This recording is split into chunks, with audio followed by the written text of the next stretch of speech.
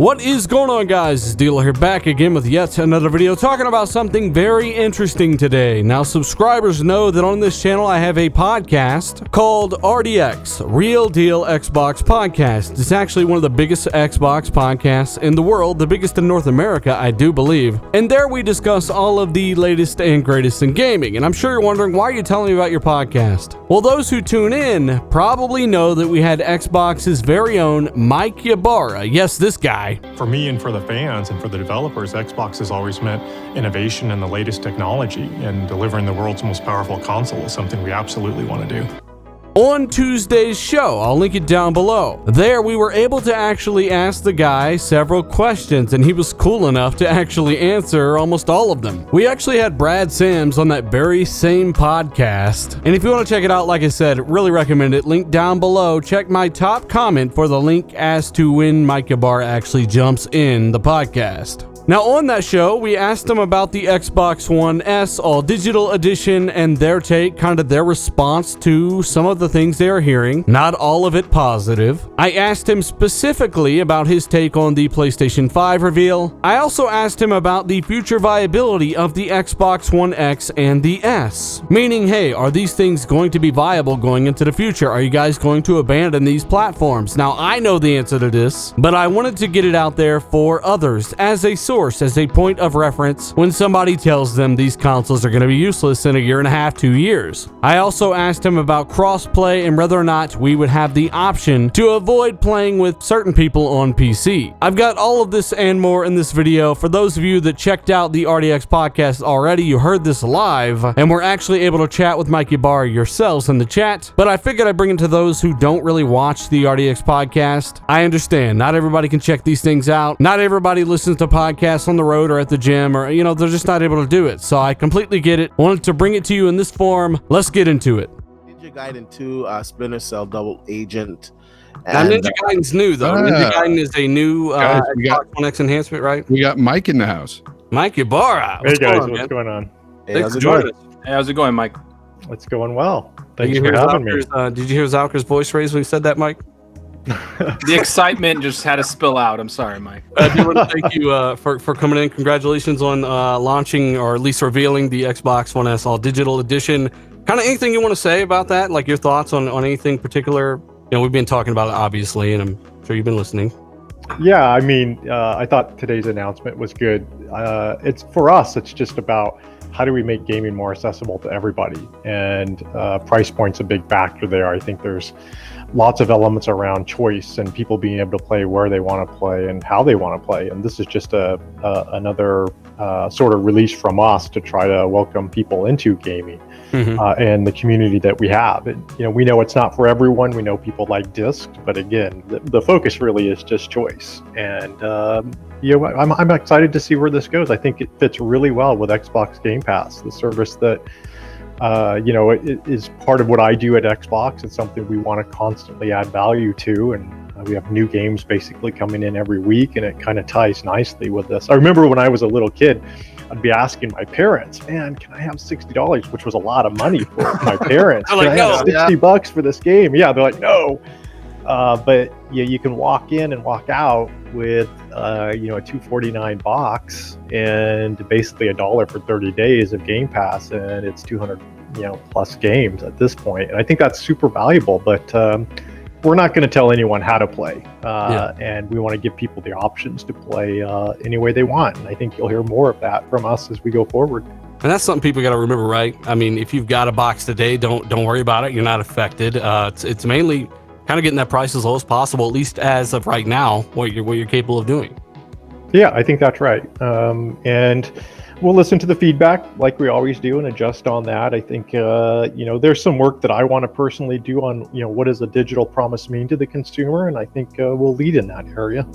Now, first off, I got to give Mike Ybarra a massive shout out for being cool enough to do that, to come on and face the consumer, and many of which aren't happy with the price of this system. They know that. He was very adamant about taking feedback, listening to the feedback, and they did restate and reiterate that, hey, no matter how cheap the cheapest Xbox One S's are going to be, the all-digital versions will be $50 cheaper at all times, meaning that if it came out today, it would be $50 cheaper than the cheapest S's that you can find. And if if you think about it that way, it's not that bad, but many like myself still think it could have been a bit cheaper. Nonetheless, we have other things to get to. At the end of the day, I'm glad Ybarra decided to come on and address some of the negativity surrounding the price and kind of get their message out. It's all about accessibility. It is an option, and after all, it is the cheapest Xbox you can buy. It is still cheaper, and right now that's what they're hammering home. So we'll see how that turns out. Let's move on. Anything regarding the PlayStation 5 stuff today that you might want to comment on, kind of your personal thoughts? Anything caught you by surprise? If I take off my hat as an Xbox employee, which is impossible, but I'll say that. I thought it was an exciting day. Anytime a new console comes out, I remember when I was a little kid and new consoles get announced, and I get all giddy and I can't wait, and I see the new capabilities. I don't know if we learned a lot about the capabilities in specific today, but certainly I applaud them for coming out and saying, here's kind of what we're thinking and here's some of the capabilities. I think Mark does a good job. Obviously PS4 is successful, and so I was excited to wake up and see that news, and I wish Sony all the best going forward. Kind of gives you, I'm sure you guys already knew, but kind of gives you a little idea, like So yes, Ybarra, like the rest of us, excited about these new PlayStation 5 specs. I've said it a million times, Microsoft and Sony, while two different entities, two different companies, they are on opposite sides of the same coin. One largely affects the others, and if one company says, hey, we're doing this, we know Microsoft are likely doing something similar. So yeah, Mike is excited, and for good reason. PS5 is looking like a very capable machine. Question is, will it be more capable than the next Xbox? Not from what I'm hearing, at least the high-end Anaconda SKU. So Mike actually kept that quite tame. However, he is correct. We do not know the actual capability of the PlayStation 5. We do know it's rocking 7nm Zen, the CPU inside the console. That is a big leap from anything in today's systems. We do know it's rocking Navi, the next generation GPU architecture from AMD. We also know it will have an SSD based off of Mark Cerny's live demo to Wired.com. But we still have no thread count. We still have no clock speeds for the GPU or the CPU. We still have no RAM confirmation. There's still a lot of things that really make up what a system's ultimately capable of doing that we just do not know. One thing we know for sure is it's going to be much more capable than anything Sony have ever made. And according to Mark Cerny, lead engineer, lead architect of the system, it's going to be at a very appealing price point. Yeah, Mike, you play a lot on PC. When you see these specs, I mean, it's pretty impressive to you how the next generation consoles are moving forward. Yeah, I think so. I mean, when I look at the console's about accessibility. It's a low price point, low pain for consumer. They want to get right into the game, and they want to have a 10 or 15 foot experience that absolutely rocks. And so for that customer to see sort of where technology is going and how fast it's moving, it's amazing. And I think what will come in the future is going to blow people away, and it's going to be more and more difficult to really differentiate across those areas. But I think it's going to blow people away, and I'm pretty excited by that. Mike, yeah. So you brought up something about you do Gamepass. You're kind of heading that. Your Gamepass games start a lot quicker now when people install them. You worked on the back end to, I guess, prioritize how the data moves forward. I was wondering if you guys are working on anything else with like starting games quicker or anything like that, or is that kind of saved for next gen, or are you guys kind of saving news for that?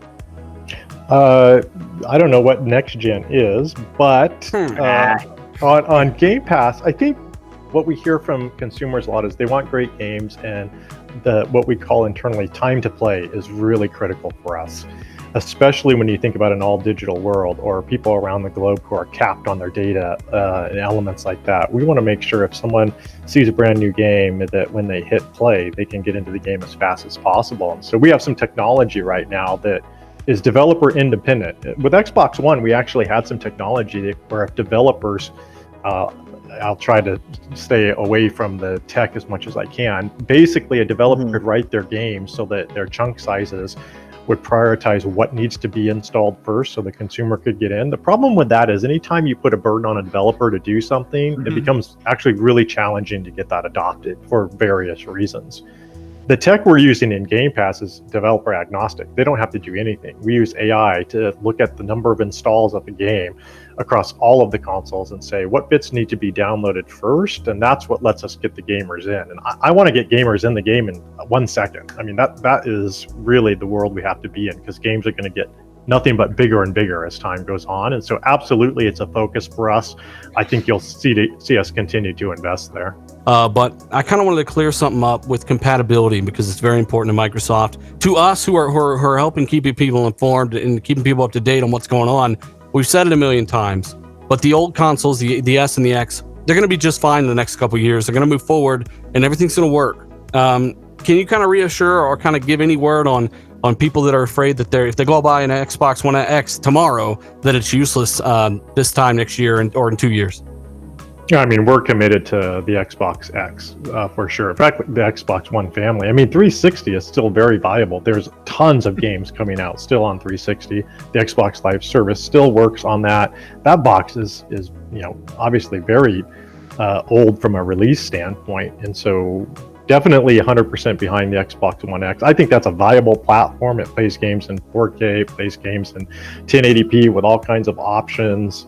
We're continuing to invest in it every single month. You see that in the feature releases that we do. And so certainly from our standpoint, we are 100% behind that platform. And I see that thing being viable for many, many years going forward.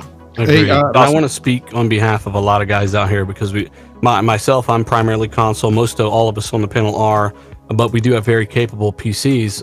At the end of the day, I'm one of those that wants the option to not play with mouse and keyboard.